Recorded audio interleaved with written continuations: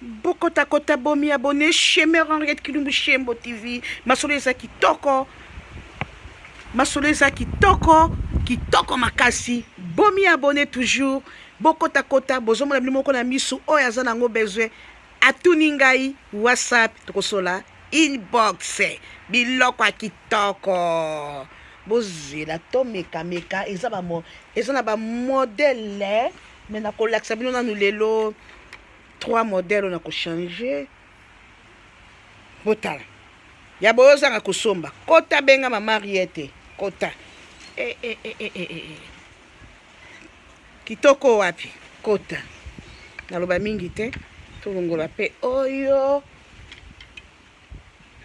eza nango nakotlakisa ka misatu mais eza nango ebele ba modèle ebele. Abonnez-vous kota luka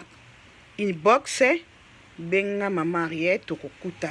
masolo eza wabaya ndeko na nga YouTube masolo eza kitoko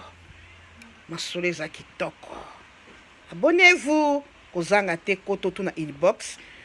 soko zaka na Facebook komela ngai